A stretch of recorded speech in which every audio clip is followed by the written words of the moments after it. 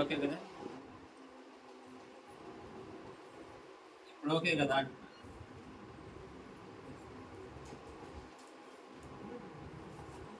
Okay.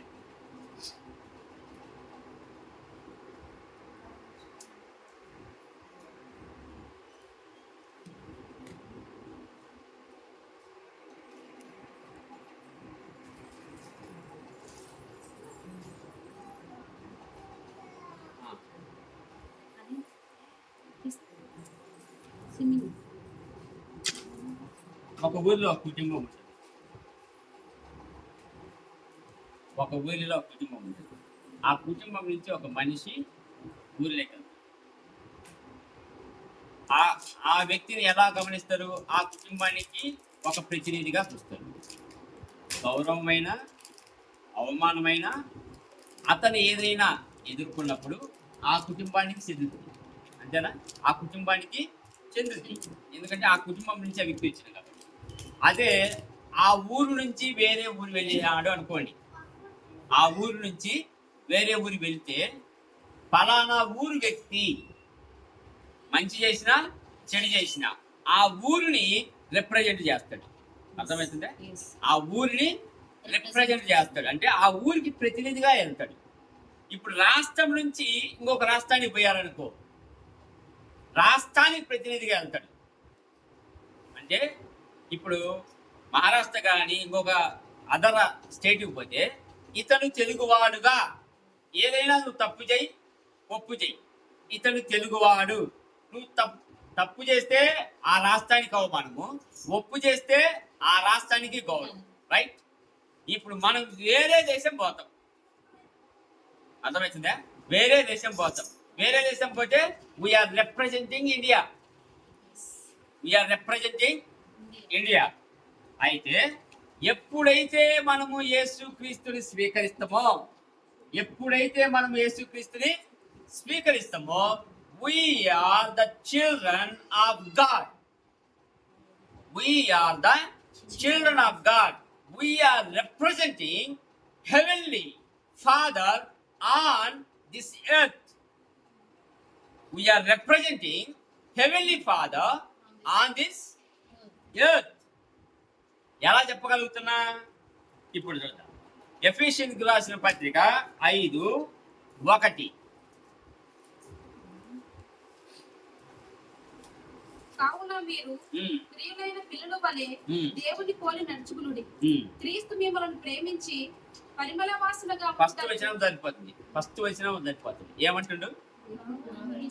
ప్రియులైన పిల్లల వలె దేవుని పోలి నడుచుకోండి. దేవుడు హెవెన్లీ ఫాదర్ ఎక్కడ ఉంటాడు? పరలోకంలో ఉంటాడు. ఆయన్ను పోలి నడుచుకోవాలి. క్లియర్గా చెప్పేస్తాడు. అంటే భూమి మీద మీరు నడిచేటప్పుడు దేవుని పోలి నడుచుకోండి అంటే దేవుణ్ణి మీరు ఇక్కడ చూపించాలి. మీ నడక ద్వారా దేవుని ఎక్కడ చూపించాలి? ఒక ప్రీచర్ వచ్చిండు ముంబైకి, ప్రీచింగ్ చేసిండు. ఒక ఆటో ఎక్కిండు, ఒక ఆటోనో క్యాబో ఎక్కిండు, హోటల్కి వెళ్ళిండు. హోటల్కి పోయి చూసుకునేసరికి వ్యాలెట్ లేదు, పర్సు లేదు. కిందికి వచ్చి చూసేసరికి క్యాబ్ వెళ్ళిపోయింది. హోటల్ నుంచి కిందికి వచ్చి చూసేసరికి క్యాబ్ వెళ్ళిపోయింది. ఇప్పుడు అతని ఫీలింగ్ ఏంది? ఇతను ఇండియను, ముంబైలోని ఇతను ఇండియను. నా పర్సులో ఉన్న కార్డులు, నా అడ్రస్లు మొత్తం పోయినాయి. ఇప్పుడు ఫారినర్స్ ఎక్కువ క్యారీ చేసేది కార్డ్స్, వాళ్ళు క్యాష్ క్యారీ చేయరు. ఇప్పుడు నేను ఎక్కడికి పోవాలన్నా నా డైరీ అవన్నీ ఒక బ్యాగులో ఉన్నాయి. మొత్తం బ్యాగు క్యాబ్లో ఉంది. క్యాబ్ అతను వెళ్ళిపోయింది. అతను రిసెప్షన్ దగ్గరికి పోయి ఆ క్యాబ్ అడ్రస్ తెలుసా? మాకు తెలియదు. నువ్వే కదా అక్కడి నుంచి వచ్చింది. కనీసం సీసీ కెమెరాలు ఉన్నాయా? క్యాబ్ నెంబర్ ఏంటి? ఇవన్నీ కనుక్కోవటానికి నాన్న హంగామా చేస్తా ఉన్నాడు. తెల్లవారుజామున 4:15కి క్యాబ్ వచ్చింది. క్యాబ్లో ఉన్న డ్రైవరు అతని సంచి అవన్నీ తీసి అతని చేతిలో పెట్టింది హోటల్ దగ్గర. ఇప్పుడు ఇతనికి ఎనలేని సంతోషం. మళ్ళా నాకు తిరిగి వచ్చింది, మళ్ళా అతను నాకు తీసుకొచ్చింది. ఇప్పుడు నీకెంత కావాలా? నీకేం కావాలా? $500, $100 చెప్పు, నేను ట్రాన్స్ఫర్ చేస్తాను. ఇప్పుడు ఆ క్యాబ్ అతను చెప్పింది ఏంటో తెలుసా? నువ్వు మరలా ఇండియా వచ్చినప్పుడు నా ఇంటికి వచ్చి ఒక టీ తాగిపో, నా ఇంటికి వచ్చి ఒక టీ తాగిపో. నీకు నేను బ్యాగ్ మరలా తీసుకొచ్చినందుకు నీ దగ్గర రూపాయి కూడా నేను తీసుకోను,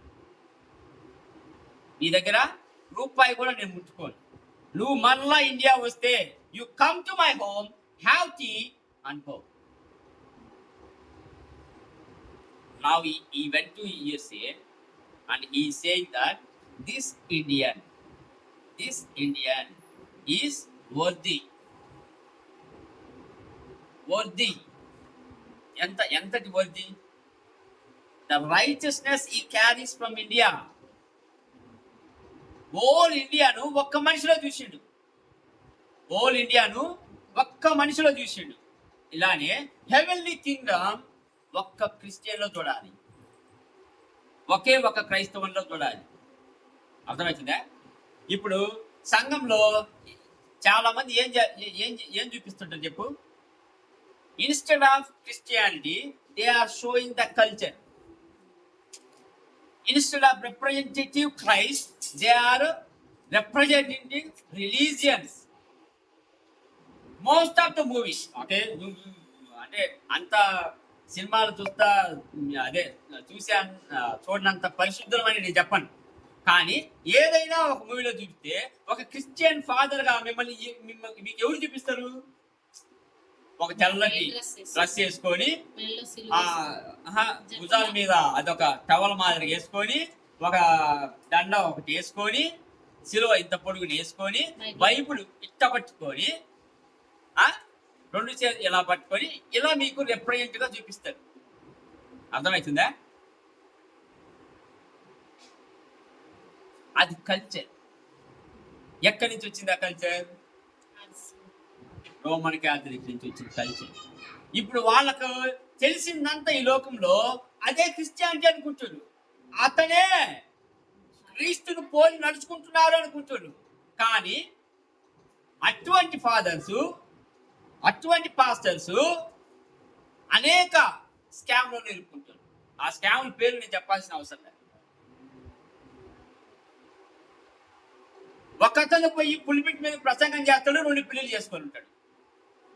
How can he represent Christ in his life? అది కాదు. చిల్డ్రన్ ఆఫ్, ఇప్పుడు మనము ఎలాంటి తండ్రికి, ఎలాంటి దేవునికి పిల్లలై ఉన్నామో రోమిలికి రాసిన పత్రిక 8వ అధ్యాయము 15వ వచనం.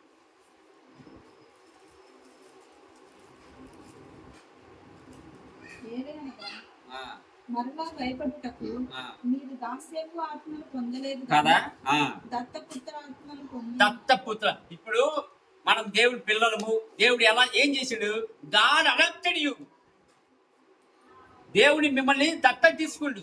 ఇప్పుడు చాలా మంది దత్తత తీసుకోవడం అంటే తెలుసా మీకు?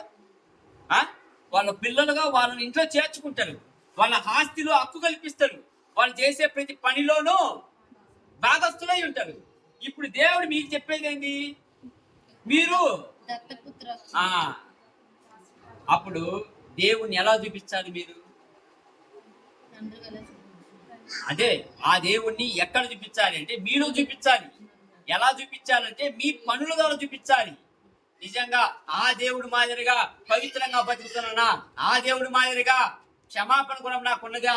ఆ దేవుడి మాదిరిగా నేను ఇతరుల మీద కంపాషన్ కలిగి ఉన్నానా? దయ కలిగి ఉన్నానా? ప్రేమ చూపిస్తున్నానా? ఇది లేనప్పుడు నువ్వు దేవుణ్ణి ఎప్పటికీ రిప్రజెంట్ చేయలేవు. ఇప్పుడు మనము ఇంతకుముందు ఆయన పేరు ఏం పేరు? పాల్ జనకరన్. పాల్ జనకరన్ డాడీ పేరు, సారీ నాకు పేరు గుర్తు రావట్లేదు. పాల్ జనకరన్ డాడీ పేరు డీజెస్ జనకరన్. డీజెస్ జనకరన్ ఒక స్టైల్ స్టార్ట్ చేసాడు. ఎలా అంటే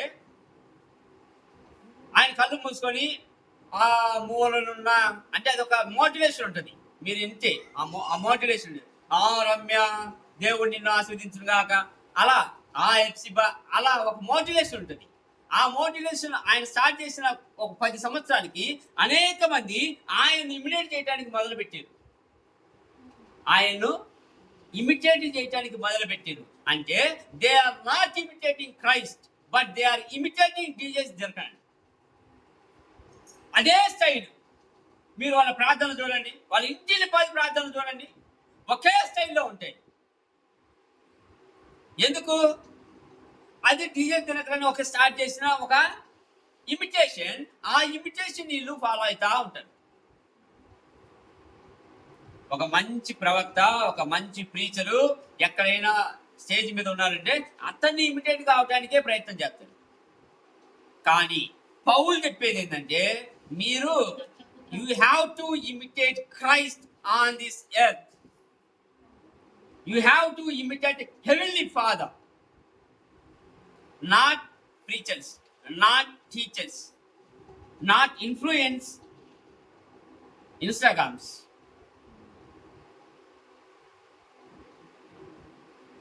అందుకే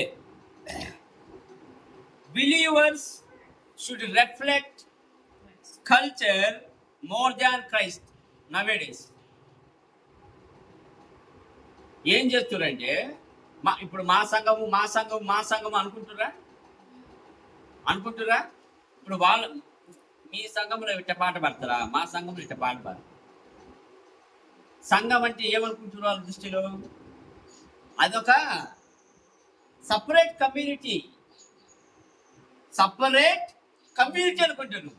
విభజిస్తున్నా లేదా? ఆడ మీ సంఘము మా సంఘము, పెంతెకోస్తు ఒకటి ఉంటే, బ్రదరన్కి ఒకటి ఉంటే, బాప్టిస్ట్ ఒకటి ఉంటే, సిఎస్ఐ ఒకటి ఉంటే, మెథడిస్ట్ ఒకటి ఉంటే, ప్రతి ఒక్కళ్ళు మీది మీది మాది మాది డివైడ్ చేసుకుంటుంది. కానీ ఇక్కడ సంఘము అంటే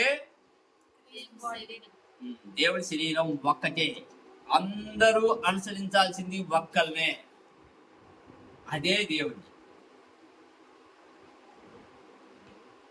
అపోస్తల కార్యాల్లో మొట్టమొదటిగా పిలువబడ్డది ఎక్కడ?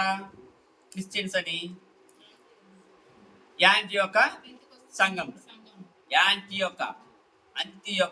అంత్యోక సంఘంలో ఎలా ఎందుకు పిలిచారు వాళ్ళని? యేసుక్రీస్తు అందుకే అపోస్తల కార్యాలు 1వ అధ్యాయంలోనే ఉంటుంది. మేమేం చెబుతున్నామంటే ఏదైతే యేసుక్రీస్తు చెప్పిండో, ఏదైతే యేసుక్రీస్తు చేసిండో అదే మేము చెబుతున్నాం. అంటే క్రీస్తును వాళ్ళు చూపించారు, చెప్పడం కాదు, ఓన్లీ క్రీస్తును వాళ్ళ క్రియల ద్వారా చూపించారు. అందుకని వాళ్ళని క్రిస్టియన్ గా పిలువబడ్డారు. ఇప్పుడు క్రిస్టియన్స్ అని పిలువబడితే, క్రిస్టియన్స్ అంటే ఏమంటారు? మీదొక తక్కువ జాతి, మీదొక వేరే మతం, మీరు ఇక్కడ ఉండటానికి అర్హులు కాదు. ఇది ఓన్లీ ఇక్కడ భారతదేశం హిందువులకు సంబంధించింది అంటాం లేదా? క్రీస్తును చూపించకపోయేసరికి దీన్ని ఒక మతంగా, దీన్ని ఒక కమ్యూనిటీగా, దీన్ని ఒక సపరేట్గా భావించే పరిస్థితి ఏర్పడుతుంది. అదే నువ్వు క్రీస్తు ఏం చేసింది చెప్పండి? He did healing, he did preaching, he did teaching. ఈ 3 చేసుకుంటూ వచ్చి ఎప్పుడైతే నువ్వు అవి చెయ్యట్లేదో ఇతరులకు క్రీస్తు నీలో కనపడి, ఒకటి హీలింగ్, ప్రీచింగ్, టీచింగ్, ఇంకా రెబ్యూకింగ్. ఎవరిని? రెబ్యూకింగ్ అంటే గద్దించడం. ఎవరిని గద్దించింది? పరిసయ్యుల్ని, సదుకయ్యుల్ని, శాస్త్రుల్ని గద్దించింది, వాళ్ళ వేషధారతనాన్ని. కనుక ఎక్కడ క్రీస్తును నువ్వు చూపించగలుగుతావో అక్కడ పరలోక రాజ్యాన్ని నువ్వు రిప్రజెంట్ చేస్తున్నావు. అందుకే యేసుక్రీస్తు చెప్పింది, నన్ను చూస్తే ఎవరైనా తండ్రిని చూసినట్టే, నన్ను చూస్తే ఎవరైనా తండ్రిని చూసినట్టే. ఆయన చెప్పలే, చూపించాడు తండ్రిని.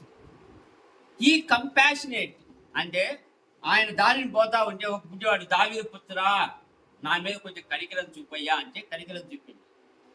5,000 మంది 3,000 మంది వచ్చి ఆహారం లేక అలమటిస్తుంటే వాళ్ళ మీద దయ చూపించి ఆహారం పెట్టింది. లాజరస్ చనిపోయి మార్త మరియా ఎక్కి ఏడుస్తుంటే వాళ్ళు పోయి లేవనెత్తి వాళ్ళని సంతోషపరిచింది. 38 సంవత్సరాల నుంచి ఒక అతను పడి కొటకలాడుతూ ఉంటే అతన్ని లేచి నడవమన్నాడు. మొత్తము యేసుక్రీస్తు చేసి చూపించింది పరలోక రాజ్యం అంటే ఎలా ఉంటుంది, దేవుని రాజ్యం అంటే ఎలా ఉంటుంది. ఆయన హీ రిప్రజెంటెడ్ హెవెన్లీ కింగ్డమ్.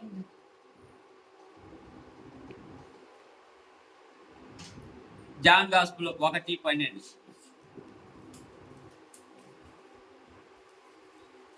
మీకు ఎటువంటి సౌభాగ్యం దేవుడు మీకు అందరికి కల్పించిందో చూడండి. నన్ను ఎందరు అంగీకరించిరో వారికి అందరికి, ఆ. అనగా తన నామమునందు విశ్వాసం ఉంచిన వారికి దేవుని పిల్లలగుటకు ఆయన అధికారము అనుగ్రహించెను. ఎస్, దేవుని పిల్లలు కావడానికి అనుగ్రహించాడు. ఇప్పుడు ఒక పిల్లోడు తండ్రిని పోని నడుస్తాడా నడవడా? ఒక పిల్లోడు ఏదన్నా ఒక మంచి పని చేసినంటే వాళ్ళ డాడీ కూడా చేసి ఉన్నాడు అనుకోని, అరే మొత్తం మీ డాడీ నేను చూస్తున్నాను అంటారా? మరి ఇక్కడ దేవుడేమో మనకు పిల్లలు అవ్వటానికి ఆయన అంగీకరించి, దేవుడి పిల్లలు అయిపోయినాం అంటే మనం ఎప్పుడైతే యేసుక్రీస్తుని అంగీకరించినామో దేవుడి పిల్లలు అయిపోయినాం. ఇప్పుడు దేవుడి పిల్లలైన మనము ఏం చూపించాలి? తండ్రిని మనలో చూపించాలి. అది ఎలా? ఆయన కంపాషన్, ఆయన హోలీనెస్, ఆయన ఫర్గివ్నెస్, ఆయన రెబ్యూకింగ్ మొత్తము మనము మన జీవితంలో చూపించగలగాలి.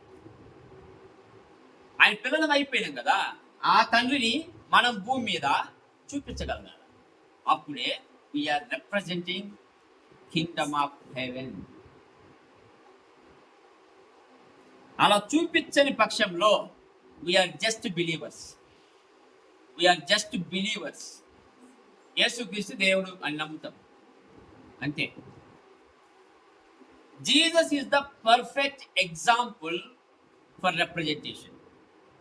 చూడండి జాన్ గాస్పెల్ 20:21 ఏమంటాడు?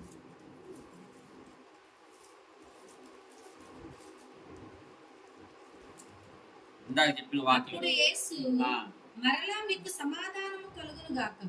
తండ్రి నన్ను పంపిన ప్రకారము నేనును మిమ్మల్ని పంపుచున్నానని వారితో చెప్పాను. ఇందాక ఏమని చెప్పినా, నన్ను చూస్తే మీరు, ఇక్కడ ఏమంటాడు? తండ్రి నన్ను పంపినట్టు నేను మిమ్మల్ని పంపుచున్నాను. మరి నేను తండ్రిని చూపించా కదా, నేను మిమ్మల్ని పంపిస్తున్నా కదా, మీరు నన్ను చూపించండి.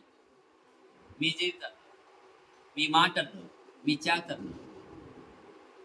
వాళ్ళు చూపించారు. అపోస్తల కార్యాల్లో మనం చూసినట్లయితే వాళ్ళు చూపించారు.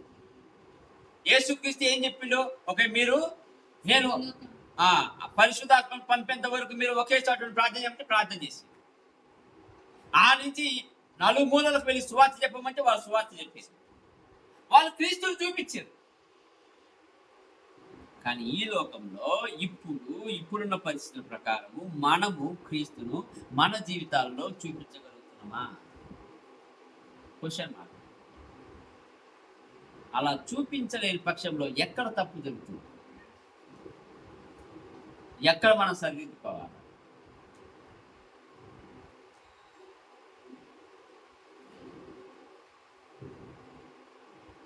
ఎప్పుడైతే యేసుక్రీస్తు మీకు అంటే అందరికీ ఒక వాక్యం చెప్తాడు. ఏమని?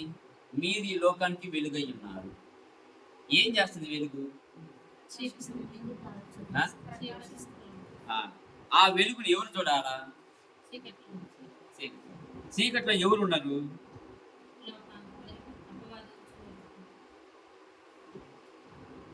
అది చూపించలేనప్పుడు మనం క్రీస్తును అంటే క్రీస్తు ఆ వెలుగులో మన ముఖంలో వాళ్ళకి కనపడాలి. మీరు ఈ లోకానికి వెలుగై ఉన్నారు, ఈ లోకానికి మీరు ఉప్పై ఉన్నారు. వాళ్ళు రుచి చూసి తెలుసుకోవాలి నీ అలవాట్లు, నీ పద్ధతులు, నీ ప్రేమ, నీ సహవాసము, ఇవన్నీ. అది కాకుండా వాళ్ళు ఎంత దూరం ఉన్నా కానీ నీ మొహంలో ఒక కాంతి, నీ మాటల్లో స్వచ్ఛత, నీ జీవితంలో పరిశుద్ధత, ఇవన్నీ వాళ్ళు గమనిస్తూ ఉంటారు. ఇవన్నీ వాళ్ళు గమనించట్లేదు అని అనుకోవడం మన పొరపాటు. కానీ లోకం గమనిస్తూ ఉంటుంది.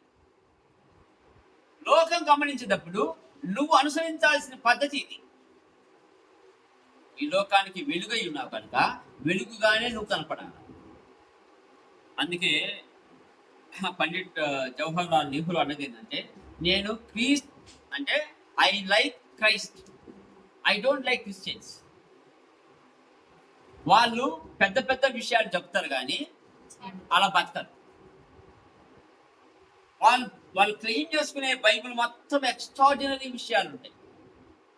మోషే ఎర్ర సముద్రాన్ని దాటించిండు, యెహోషువ సూర్యచంద్రులు ఆపిండు, దావీదు గొల్యాతును చంపిండు, గిద్యోను 300 మందితోటి అంతమంది శత్రువులు చంపేస్తాడు, తర్వాత సంసోను ఈల విహారం చేస్తాడు. ఇవన్నీ చెప్పుకోవటానికి ఎంత అంటే ఉప్పొంగుతుంది బాడీ. కానీ జీవితం షడ్రకు మేషకు అబెద్నెగో అటువంటి సిచ్యువేషన్ మీ జీవితంలో వచ్చింది అనుకోండి, ఏం చేస్తారు? క్రీస్తుని చూపించగలుగుతారా? దేవుడికి రిప్రజెంట్గా ఉండగలుగుతారా?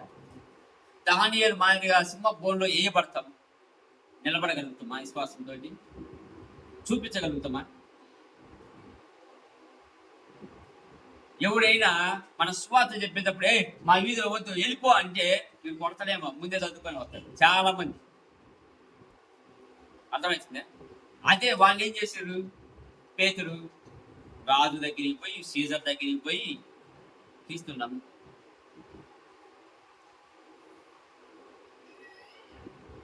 అప్పుడు రోమన్ ఎంపైర్ ఏం చేశాడు? నేను నిన్ను గురేస్తా, నేను నిన్ను సిలువేస్తా, నువ్వు వేసుకో, నాకేంది. వేసేటప్పుడు కూడా తిప్పి వేయి, ఎందుకంటే నా గురువుకు నేను సమానం కాదు. ఆయన దేవుడు, నేను ఆయన శిష్యుని, అందుకని నన్ను తిప్పి వేసుకో. ఆ మాటలు మన నోటి నుంచి రాగలవా? క్రీస్తును ఈ నశించిపోతున్న లోకంలో నువ్వు ఎలా చూపిస్తావు? అంటే అంత ఈజీగా ఈ లోకం నిన్ను యాక్సెప్ట్ చేయదు. నిన్ను కొట్టడానికి వస్తారు, నిన్ను నిర్లక్ష్యం చేస్తారు, నిన్ను తృణీకరిస్తారు, నీ మొహం మీద వస్తారు, నీకు చెయ్యాల్సిందంతా చేస్తారు. అయినా క్రీస్తు కోసం నిలబడాలి, అయినా ఆ క్రీస్తు ప్రేమను నువ్వు చూపించాలి. ఆ మధ్య కాలంలో పాస్టర్ ప్రివీణ్ చనిపోయిన తర్వాత వీర విహారం చేశారు చాలా మంది. కొంతమంది పాస్టర్లు ఏం చేశారు? మేము రాడ్లు పెట్టుకొని తిరుగుతున్నాము, ఎక్కడ? కారు రాడ్లు పెట్టుకొని తిరుగుతున్నాము, మా మీద దాడి చేస్తే కనీసం ఒక్కనైనా చంపకుండా పోతామా అని. ఆ మాటలు, ఆ చేష్టలు క్రీస్తువి కావు. ఇప్పుడు ఆయన భార్య మాట్లాడింది, క్షమించారు. ఎస్, ఎవరు చంపినా క్షమిస్తాం, ఎవరు ఉమ్మేసినా తుడుచుకొని వెళ్ళిపోతాం, ఎవరు కొట్టినా కానీ ఈ సంపద చూపిస్తాం, ఎవరు తిచ్చినా పడి వెళ్ళిపోతాం.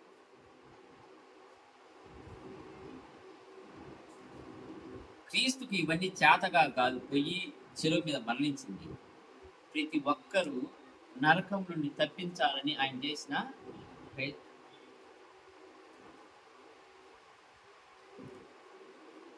అందుకే అలాంటి వాళ్ళని ఒక్కోసారి చూసినప్పుడు వీళ్ళు ఎందుకు ఎగిరిపడతారు? వీళ్ళు నిజంగా క్రీస్తు ప్రేమలో ఉంటే, క్రీస్తు ఆ కంపాషన్ ఉంటే, క్రీస్తు యొక్క జ్ఞానము, తెలివితేటలు వీళ్ళలో ఉంటే వీళ్ళు ఎగిరిపడాల్సిన అవసరం లేదు. యూట్యూబ్లకు ఇక్కడికి వచ్చి ఎదవా గిదవా అని తిట్టాల్సిన అవసరం లేదు. దరిద్రుడా, ఈ పాస్టర్ల నోటి నుండి వచ్చిన మాటలేవు కదా ఇవి. నిన్న ఫాస్టింగ్ ప్రేయర్ ఉండి, నేను ఫాస్టింగ్ ప్రేయర్కి వెళ్దాము అనుకుంటున్న సమయంలో నాకు లోపల అంత మనశ్శాంతిగా లేదు.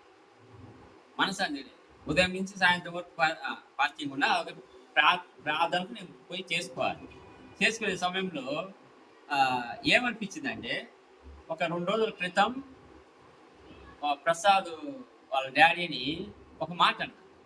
అంటే ఎప్పుడు ఫోన్ చేయడు, హైదరాబాద్ వచ్చే ముందు నాకు ఫోన్ చేసిండు, ఓకే రా అని చెప్పిన. తర్వాత ఆ కొడుకు దగ్గరికి పోయిండు. కొడుకు దగ్గరికి పోయిన తర్వాత కొడుకు నాకు కనపడటం లేదు అన్నాడు. వాడు ఏదో ల్యాప్టాప్ కుదరబెట్టి చేస్తే ఇప్పటికీ 2 సార్లు ఇడిపించినాం. ల్యాప్టాప్ కుదర బెట్టింగ్లు ఆడి ల్యాప్టాప్ కుదరబెడితే 50,000 కట్టి ఇడిపించినాం ఇప్పటికీ 2 సార్లు. ఇది మూడోసారి. అంటే ఆ రోజు ల్యాండ్ తీసుకొచ్చిన స్విమ్మింగ్కి, ఓకే నేను ఫోన్ చూస్తున్నా, ఒక కాల్ చేస్తా ఉంటాడు, నేను ఎత్తటం లే. ఒక 4 సార్లు ఇసిగిచ్చిండు. 5ఓసారి ఫోన్ ఎత్తి మా ఊరు కలపట్టం లేదు, ఎట్టు పోయినాడు, ఫోన్ చేసి స్విచ్ ఆఫ్ అన్నాడు. నాకు నోటెంబటి ఒకటి, నేను పలకకూడని మాట ఒకటి పలికా. అంటే అన్న అనేసరికి అది ఎట్టో అనిపించింది. నిన్న ఆ పదం నువ్వు పలకాల్సింది కాదు, ఆ పదం నీ నోటెంబడి రావాల్సింది కాదు. క్షమాపణ అంటున్నాను. మళ్ళా నేను నిన్న సాయంత్రం ఫోన్ చేసి క్షమించమని అడిగిన తర్వాత నేను పోతేనే నాకు దేవుడు ఒక ప్రశాంతత ఇచ్చాడు.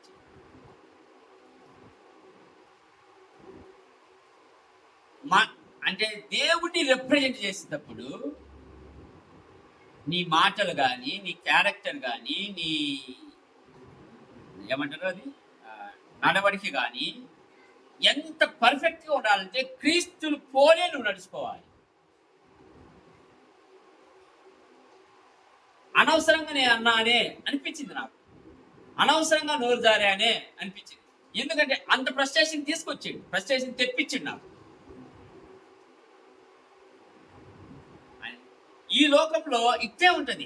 నిన్ను ప్రలోభ పెడతారు, నిన్ను ఫ్రస్ట్రేషన్కి గురి చేస్తారు, నిన్ను అనవసరమైన బాధలకు గురి చేస్తారు, నీ మొహం మీద వస్తారు. ఏది జరిగినా క్రీస్తు నిలబడ్డట్టే నిలబడాలి. మనము తిరస్కరణ ఎదుర్కోవాలి, అవమానం మాటలను ఎదుర్కోవాలి, దెబ్బలు తినాలి, లాస్ట్కి స్టెఫన్ మాదిరిగా చనిపోవడానికి కూడా సిద్ధపడాలి. అది you are representing Christ in this broken world.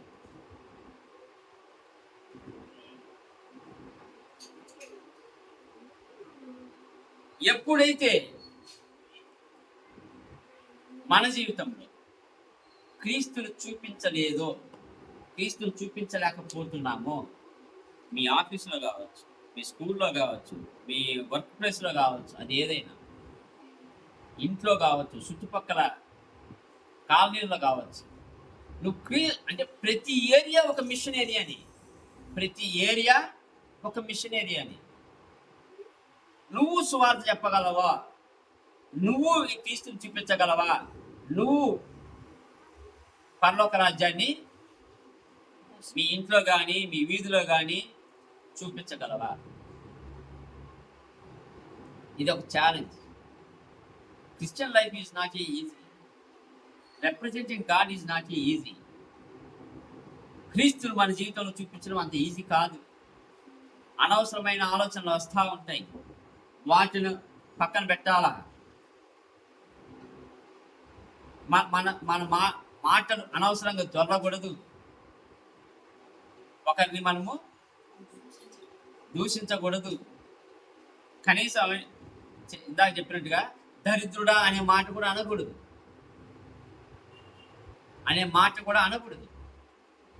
పౌలు చెప్పేది ఏంటంటే, నువ్వు అనే ప్రతి మాటకి నువ్వు లెక్క చెప్పాలి.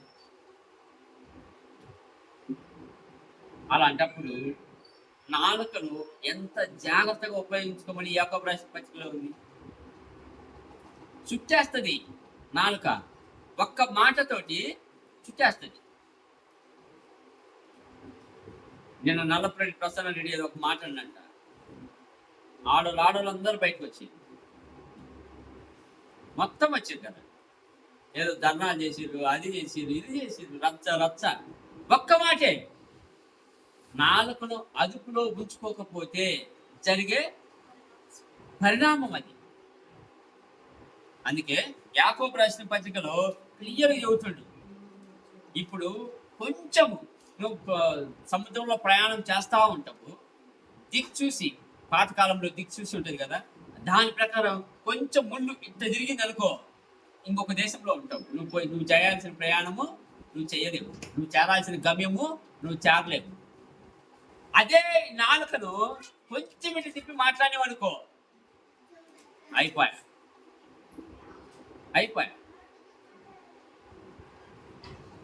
ఇప్పుడు చాలా మంది ఆర్ఎస్ఎస్ కానీ, తర్వాత హిందూ బజరంగ దళాలు కానీ, వాళ్ళు మాట్లాడే మాటలు ఇతరులు రెచ్చగొట్టే విధంగానే ఉంటాయి.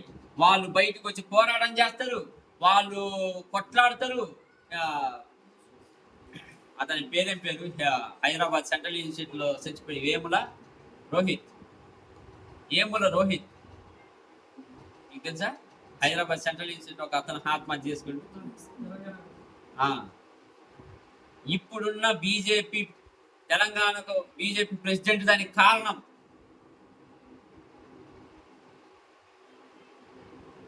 అతనన్న మాటల వల్లే అతను చనిపోయింది.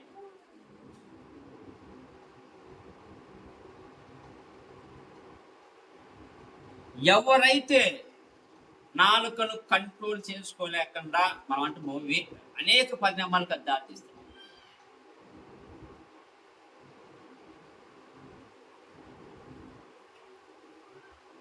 సంఘం, నీదొక సంఘం, నాదొక సంఘం, ఇంకొకటి సంఘం, వాళ్ళు చూపించేది కల్చర్, కానీ నువ్వు చూపించాల్సింది క్రైస్ట్.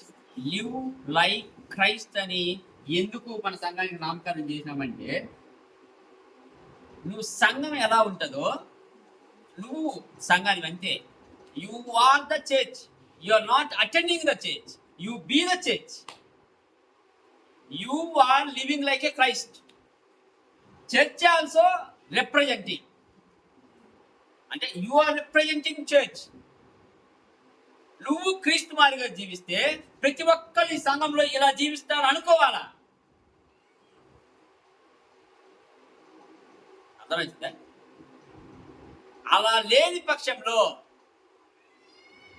క్రిస్మస్కు మీ చర్చికి మేము వస్తాము, తర్వాత మా పండగకు మీరు రండి అంటారు. వ్యత్యాసం కనపడటం లేదు. మసీదు మా ఇంటి బిర్యానీకి మీరు రండి, ఒక క్రిస్మస్కి మేము కేకులు కొత్తాము. తినటానికి ఒకళ్ళు మాట్లాడుకోవడం తప్పితే నీలో వెలుగును వాళ్ళు చూడలేకపోతున్నారు, నీలో క్రీస్తును వాళ్ళు చూడలేకపోతున్నారు. అలా చూస్తే క్రీస్తు ప్రేమ నీలో కనపడాలా, అలా చూస్తే క్రీస్తు వెలుగు నీలో కనపడాలా, అలా చూస్తే క్రీస్తు కంపాషన్ నీలో కనపడాలా, అలా చూస్తే క్రీస్తు పరిశుద్ధత నీలో కనపడాలా. అవి చూసినప్పుడు వాళ్ళు ఈ మాటలు మాట్లాడరు. భోజనానికి రండి, మేము వస్తాము అని. సంఘము ఇక్కడ క్రీస్తును పోలి నడుచుకున్నదే సంఘం. క్రీస్తు మాటలు కాకుండా నువ్వు ఏమి చేసినా అది సంఘం కింద అయితే రాదు, అదొక బిల్డింగ్. నువ్వు ఎన్ని పాటలు పాడు, నీ దగ్గర ఎంత మ్యూజిక్ సిస్టమ్ ఉండని, నువ్వు ఎంత పొగలు పెట్టుకో, ఏదైనా చేసుకో, క్రీస్తును వాడు చూపించలేకపోతే అది వృధా ప్రయాస. పెట్టు, నువ్వు గచ్చిబడి స్టేడియంలో అయినా పెట్టు, లేకపోతే లాల్ బహదూర్ స్టేడియంలో అయినా పెట్టు, డస్ నాట్ మ్యాటర్. అందుకే కదా సీఎం కూడా వచ్చి ఏమంటుండు, నేను క్రైస్తవులకు వచ్చి హెల్ప్ చేస్తా. ఏ విధంగా? మీ క్రిస్మస్ పండుగ, మీ మీటింగులకి. ఇప్పుడు ఎవరైతే అక్కడ కూర్చొని సువార్త చెబుతుండ్రో అతను క్రీస్తు చూపిస్తే అదే సీఎం ఆ మాట అనగలరా? క్రీస్తుని నమ్ముకుంటాడు, అంతే కదా. ఆ క్రీస్తుని చూపించకపోయేసరికి మేము బోనాలకు పోతాం, సీఎం చెప్తాం, మేము బోనాలకు పోతాం, రంజాన్కి పోతాం, అంటే ఇఫ్తార్కి పోతాం, క్రిస్మస్కి వస్తాం. వాళ్ళు ఒక రిలీజియన్గా చూస్తున్నారు, రిలేషన్షిప్ లేదా క్రీస్తు. కల్చర్గా చూస్తున్నారు, క్రీస్తుని చూడటం లేదు.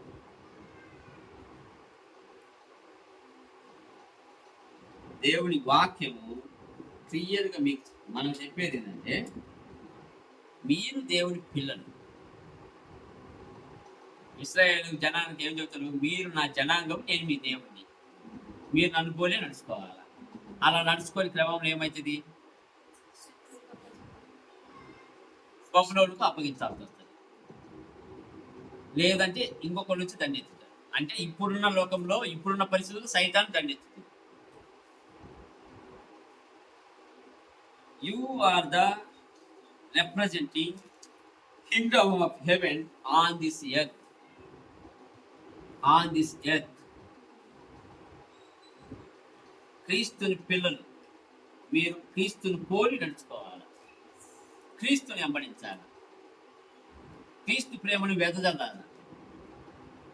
ఇదే మన బాధ్యత, సంఘానికి ఉండే బాధ్యత.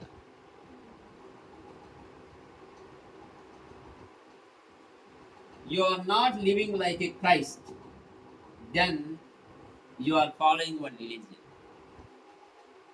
You are following one religion.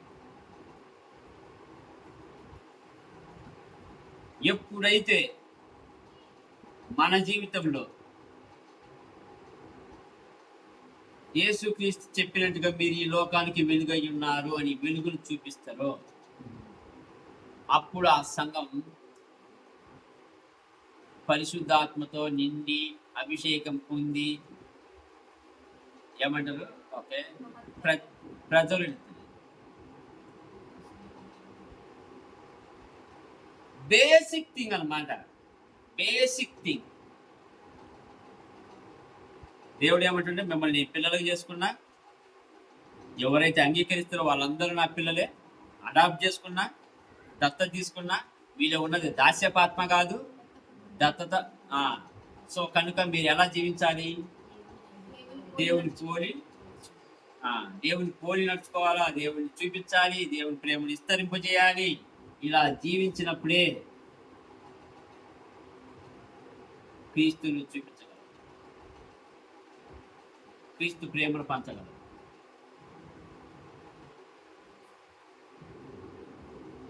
కనుక మనకు ఒక ఛాలెంజ్ అనమాట ఈ లోకంలో. ఇప్పటి నుంచి నేను జీవించేది క్రీస్తు కొరకే. బ్రతుకుతైతే క్రీస్తే, సావు అయితే లాభం. అది ఎప్పుడు వస్తుందో మనకు తెలియదు. జీవితంలో అతి క్లిష్టమైన, కష్టమైన జీవితం ఏంటంటే క్రిస్టియన్గా జీవించడమే. మిగతా ఏ పనైనా, దొంగతనం కానీ ఇంకొక పని చాలా ఈజీ చేయొచ్చు, కానీ క్రిస్టియన్గా జీవించడమే చాలా కష్టమైన పని. ప్రతిదీ ఎదుర్కోవాలి, ప్రతి శోధనను ఎదుర్కోవాలి, నీతిగా బతకాలి, పరిశుద్ధతగా ఉండాలి, ఇంకొకరికి మాదిరికరంగా ఉండాలి. ఎంత కష్టం అంటే అంత కష్టం. కానీ ఆయన ఏమంటాడు? నా కృప నీకు తోడుగా ఉన్నాడు కాక. ఆ కృపలోనే మనం బతుకుతాం. కనుక జీవితం దేవుడిచ్చిన వరం. ఆ వరం దేవుని కోసమే బతకాలి.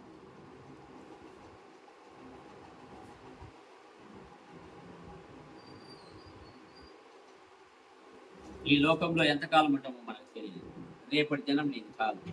ఈ రోజు నేను దేవుడు నాకు ఇచ్చినాడు అనుకుంటే, ఈ రోజు నేను క్రీస్తు కోసం బతకాలి అనుకుంటే, ఈ రోజు నేను క్రీస్తుని చూపించాలి అనుకుంటే, అలా బతికినప్పుడు ప్రతిరోజు నీకు దేవుడు రాజ్యం. ప్రతిరోజు దేవుడు సంతోషిస్తాడు నీ మూలకంగా, నీ జీవితం మూలకంగా, నీ మాటల మూలకంగా, నీ ప్రేమ మూలకంగా, నీ నడవడిక మూలకంగా.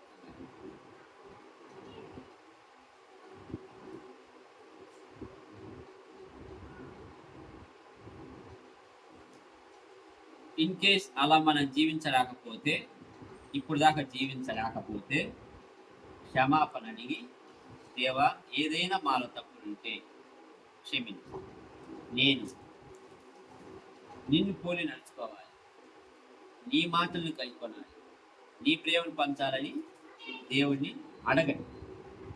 దేవుడు దయాహృదయం కలవాడు, మిమ్మల్ని ఖచ్చితంగా క్షమిస్తాడు.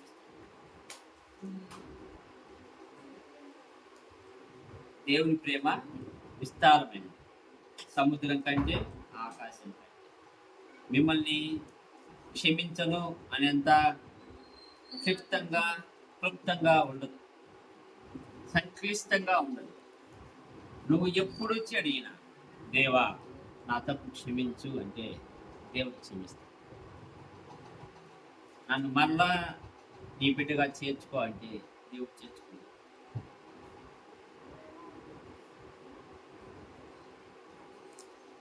మీ హృదయాలు మీరు పరీక్షించుకోండి, దేవుని అడగండి.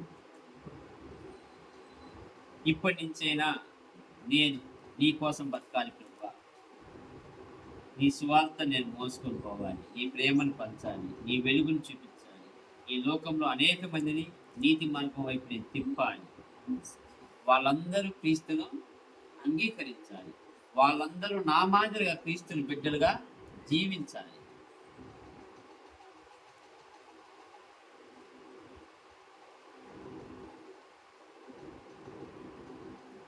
అని హృదయాన్ని పరీక్షించుకొని అడగండి, దేవుడు క్షమిస్తాడు. ఒకవేళ ఇప్పటి నుంచైనా నేను బతకాలి అనుకుంటే దేవుడు మిమ్మల్ని ఆ లెవెల్కి తీసుకెళ్తాడు. మళ్ళీ ప్రార్థన